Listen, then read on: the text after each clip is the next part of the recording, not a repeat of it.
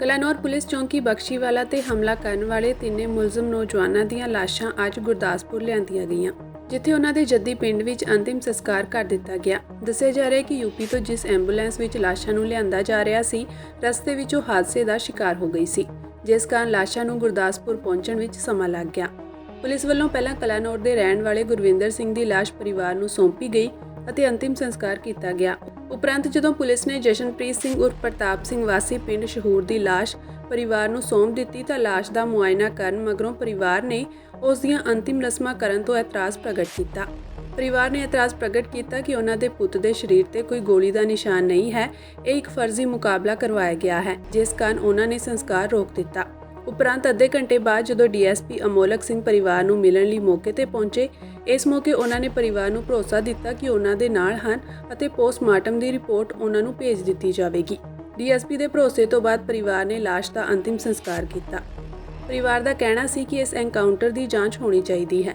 ਦੱਸ ਦਈਏ ਕਿ ਪੁਲਿਸ ਅਨੁਸਾਰ 18 ਦਸੰਬਰ ਦੀ ਰਾਤ ਨੂੰ ਸਰਹੱਦੀ ਕਸਬਾ ਕਲਾਨੌਰ ਦੀ ਪੁਲਿਸ ਚੌਂਕੀ ਬਖਸ਼ੀਵਾਲ ਤੇ ਗ੍ਰੇਨੇਡ ਹਮਲਾ ਕਰਨ ਵਾਲੇ ਮੁਲਜ਼ਮਾਂ ਦਾ ਉੱਤਰ ਪ੍ਰਦੇਸ਼ ਦੇ ਪਿਲੀਭੀਤ ਵਿੱਚ 23 ਦਸੰਬਰ ਨੂੰ ਐਨਕਾਊਂਟਰ ਹੋਇਆ ਸੀ।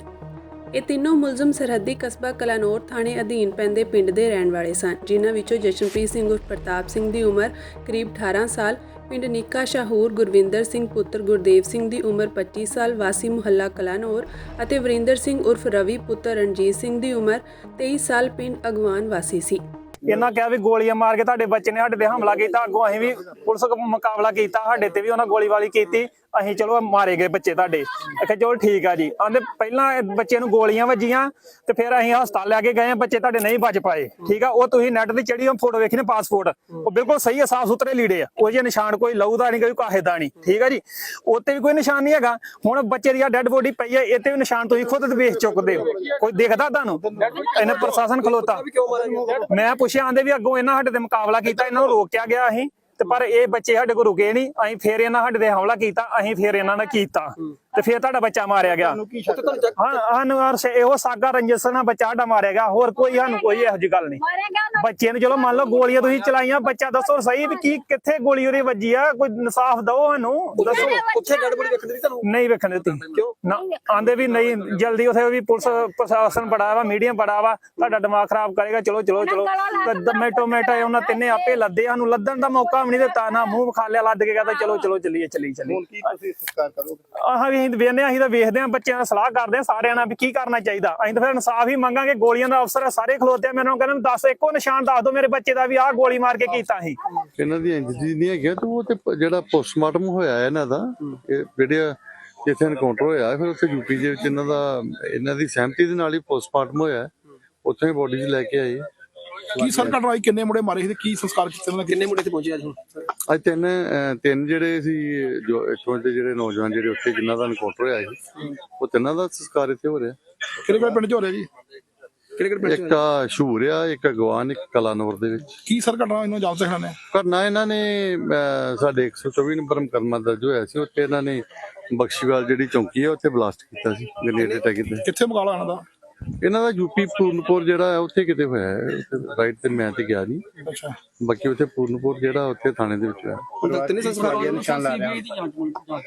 ਇਹ ਤਾਂ ਇਹਨਾਂ ਦੀ ਮੰਗ ਇਹਨਾਂ ਦੀ ਹੈ, ਇਹਨਾਂ ਦੇ ਵਿੱਚ ਅਸੀਂ ਕੀ ਕਹਿ ਸਕਦੇ ਹਾਂ। ਬਾਕੀ ਹੁਣ ਕੀ ਸ਼ਾਸਨ ਦਿੱਤਾ ਸਾਰਿਆਂ ਨੂੰ? ਨਹੀਂ ਅਨੁਸ਼ਾਸਨ ਤੇ ਇਹੋ ਹੀ ਹੈ, ਤੇ ਅਸੀਂ ਤੇ ਜਿਹੜੀ ਜਿੱਦਾਂ ਦੀ ਵੀ ਜਾਂਚ ਹੋਣਗੇ ਅਸੀਂ ਤੇ ਨਾਲ ਇਹਨਾਂ ਦੇ ਕਰਵਾਵਾਂਗੇ। ਹਾਂ, ਬਾਕੀ ਇਹਨਾਂ ਦਾ ਸੰਸਕਾਰ ਹੋ ਗਿਆ ਹੈ, ਇਹਨਾਂ ਨੂੰ ਕਰਨਗੇ, ਕਰ ਲੈਣਗੇ। ਸਾਨੂੰ ਜਦੋਂ ਕਈ ਗੱਲ ਪਤਾ ਨਹੀਂ ਕੀ ਕਹਿ ਸਕਦੇ ਕਿਸੇ ਨੂੰ। ਲੱਗਦਾ ਧੱਕਾ ਕੀਤਾ ਕਿਸੇ ਨੇ? ਧੱਕਾ ਸਾਡੇ ਨਾਲ ਧੱਕਾ ਹੋ ਗਿਆ। ਮੈਂ ਤੇ ਬੁਰੀ ਗੱਲ ਨਹੀਂ ਮੈਂ ਕਰਦਾ, ਮੈਂ ਤੇ ਇੱਕ ਮੈਸੇਜ ਦਵਾਂਗਾ ਸਾਰੀ ਜਨਤਾ ਨੂੰ ਵੀ ਜਿੱਦਾਂ ਅੱਜ ਸਾਡੇ ਨਾਲ ਹੋਇਆ ਨਾ, ਦੁਬਾਰਾ ਇਹ ਕੰਮ ਕਿਸੇ ਨਾਲ ਨਾ ਹੋਵੇ। ਸਰਕਾਰਾਂ ਨਸ਼ਾ ਰੋਕਣ, ਨਸ਼ਾ ਨਾ ਵੇਕੇ, ਨਾ ਬੱਚੇ ਖਾਣ, ਨਾ ਪਛਤਨ। ਇਹ ਨਸ਼ੇ ਕਾਰਨ ਹੁੰਦਾ ਸਭ ਕੁਛ। ਜਿਹੜੇ ਲੋਕ ਬਾਹਰ ਬੈਠੇ ਇਹੋ ਜਿਹੇ ਕੰਮ ਕਰਾਉਂਦੇ ਨੇ, ਨਸ਼ਿਆਂ ਦੇ ਲਾਲਚ ਦੇ ਕੇ, ਬੱਚਿਆਂ ਨੂੰ ਪੈਸੇ ਦੇ ਲਾਲਚ ਦੇ ਕੇ ਪਿੱਠੇ ਬਾਹਰ ਤੋਰਦੇ ਨੇ, ਸਰਕਾਰ ਉਹਨਾਂ ਨੂੰ ਰੋਕੇ, ਉਹਨਾਂ ਨੂੰ ਨਾ ਫੜੇ। ਬਾਹਰੋਂ ਤੋਰਿਆ ਗਿਆ ਬੱਚੇ ਨੂੰ, ਗਲਤ ਰਸਤਾ ਤੁਹਾਡੇ ਬੱਚੇ ਨੂੰ ਵੀ ਬੱਚੇ ਨੂੰ ਗਲਤ ਇੱਥੋਂ ਪੀਲੀਪੀ ਦੇ ਦਿਖ ਦੋਦੇ ਚ ਕਿੱਦਾਂ ਪਹੁੰਚ ਸਕਦਾ ਬੱਚਾ? ਲੱਗਦਾ ਬਾਹਰ ਬੈਠੇ ਉਹ ਜ਼ਿੰਮੇਵਾਰ ਨੇ। ਜ਼ਿੰਮੇਵਾਰ ਹੁਣ ਮੈਨੂੰ ਇਸ ਗੱਲ ਦਾ ਕਿ ਬੱਚਾ ਸਾਡਾ ਗਲਤ ਹੋ ਗਿਆ ਨਾ, ਸਾਡਾ ਬੱਚਾ ਤੇ ਚੱਲ ਗਿਆ ਹੱਥੋਂ। ਹੁਣ ਕਿਤੇ ਬੈਠਾ ਹੋਇਆ ਸਾਨੂੰ ਇਹ ਗੱਲ ਕੀ ਪਤਾ? ਭਾਵੇਂ ਸਾਡੇ ਵਿੱਚ ਕੋਈ ਸਗੋਂ ਤੁਹਾਨੂੰ ਕੀ ਪਤਾ, ਜੇ ਸਾਨੂੰ ਪਤਾ ਹੀ ਨਹੀਂ ਵੀ ਸਾਡੇ ਬੱਚੇ ਨਾਲ ਕਿਸੇ ਨੇ ਕੀ ਕੀਤਾ, ਕੀ ਕਹਿ ਸਕਦੇ ਕਿਸੇ ਨੂੰ। ਪਰ ਮੈਂ ਤਾਂ ਇਹ ਕਹਿੰਦਾ ਵੀ ਸਰਕਾਰ ਇਹ ਗੱਲ ਤੇ ਰੋਕ ਲਾਵੇ। ਨਸ਼ੇ ਰੋਕ ਲਾਵੇ ਨਸ਼ੇ ਤੇ ਰੋਕ ਲਾਵੇ, ਨਸ਼ੇ ਬੱਚੇ ਨਾ ਕਰਨ, ਨਾ ਨਸ਼ੇ ਵਿਚਣ ਸ਼ਰੀਆਮ ਨਸ਼ਾ ਸਵੇਰੇ ਮੇਲਾ ਲੱਗਾ ਹੁੰਦਾ ਹਸਪਤਾਲ ਹੁਣ ਵਿੱਚ ਜਾਂਚ ਦੀ ਮੰਗ ਕਰਦੇ ਹੋ? ਜਾਂਚ ਦੀ ਮੰਗ ਕੀ ਕਰ ਸਕਦੇ ਜਦੋਂ ਸਾਨੂੰ ਕੀ ਗੱਲ ਪਤਾ ਹੀ ਨਹੀਂ ਕਿਹਦਾ ਨਾਂ ਲਵਾਂਗੇ। ਜਿਹੇ ਕੰਮ ਜਾਂਚ ਕਰੋ ਉਹਨਾਂ ਦੱਸੋ ਕਿਹਦਾ ਕਿਹਦੀ ਜਾਂਚ ਕਰੀਏ। ਤੁਹਾਡੇ ਸਾਲ ਸਹੀ ਮਾਰਿਆ ਕਿੱਦਾਂ ਗਲਤ ਮਾਰਿਆ ਗਿਆ? ਵੀ ਸਾਡਾ ਘਰੋਂ ਸਾਡਾ ਬਚਪਨ ਤੁਰ ਗਿਆ, ਹਾਈ ਕਿੱਦਾਂ ਕਹਿ ਸਕਦੇ ਸਹੀ ਹੈ। ਗਲਤੀ ਹੈ। ਦਬਾਅ ਲੱਗਦਾ ਨਹੀਂ ਮੈਨੂੰ ਨਹੀਂ ਕਿਸੇ ਨੇ ਮੈਨੂੰ ਕੀ ਦਬਾਣਾ ਹੈ। ਪੁਲਿਸ ਵਾਲੇ ਕੋਈ ਅਧਿਕਾਰੀ ਇੱਥੇ ਆਇਆ ਨਹੀਂ ਸੰਸਕਾਰ ਦੇ, ਤੁਹਾਨੂੰ ਵੀ ਲੱਗਦਾ ਵੀ ਉਹ ਕਿੱਥੋਂ? ਨਹੀਂ ਪੁਲਿਸ ਵਾਲੇ ਵੈਸੇ ਜੋ ਸਾਡੇ ਨਾਲ ਬਥੇਰਾ ਉਹਨਾਂ ਨੇ ਹੈਲਪ ਸਾਡੇ ਕੀਤੀ ਹੈ। ਸਾਡੇ ਡੀਐਸਪੀ ਐਸਐਸਪੀ ਸਾਹਿਬ ਸਾਰੇ ਐਸਐਚਓ ਜਿਹਨੇ ਸਾਰੇ ਮੈਂ ਐਸਆਈ 3 ਗੱਡੀਆਂ ਗਈਆਂ ਸਾਡੇ ਨਾਲ, ਉਹਨਾਂ ਹਲਬਾਤ ਸਾਡੀ ਬਹੁਤ ਕੀਤੀ ਹੈ। ਮਤਲਬ ਕਿ ਸਾਨੂੰ ਉਹਨਾਂ ਚਾਹ ਦਾ ਖੋਟੀ ਪੀਣੇ ਤਾਂ ਆਪਣੇ ਪੈਰੋਂ ਸਭ ਖਰਚਾ ਕੀਤਾ ਉਹਨਾਂ ਨੇ। ਜੇ ਡੈਡ ਬੋਡੀ ਲੈਣ ਕੇ ਉਹਨਾਂ ਕੋਈ ਗੱਲ ਨਹੀਂ ਕੀਤੀ ਕੀ ਗੱਲਬਾਤ ਤੁਸੀਂ ਪੁੱਛਣ ਦੀ ਕੋਸ਼ਿਸ਼ ਨਹੀਂ ਕੀਤੀ ਕਿ ਕਿੱਦਾਂ ਇੱਥੇ ਪਹੁੰਚੇ ਜਾਂ ਤੁਸੀਂ ਕੀ ਜਾਂਚ ਕੀਤੀ ਉੱਥੇ?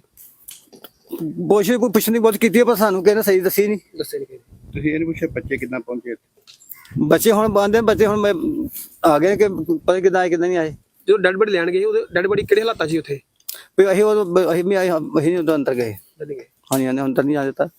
ਤੁਸੀਂ ਕੀ ਚਾਹੁੰਦੇ ਹੋ? ਤੇ ਅਸੀਂ ਤਾਂ ਹੁਣ ਇਹੀ ਚਾਹੁੰਦੇ ਸਰਕਾਰ ਨੂੰ ਵੀ ਸਰਕਾਰ ਸਾਡਾ ਕੋਈ ਸਾਫ਼ ਕਰੇ, ਕੁਛ ਸੋਚੇ। ਸਾਡੇ ਗਰੀਬ ਅਸੀਂ ਮੈਂ ਦਿਹਾੜੀ ਕਰਨਾ ਵਾ, ਦਿਹਾੜੀ ਕਰਦੇ ਭਾਜੀ ਕਿਰਾਏ ਕਿਰਾਏ ਦੇ ਰੈਂਟ ਤੇ ਮੈਂ ਰਹਿਣ ਡਿਆ ਵਾਂ।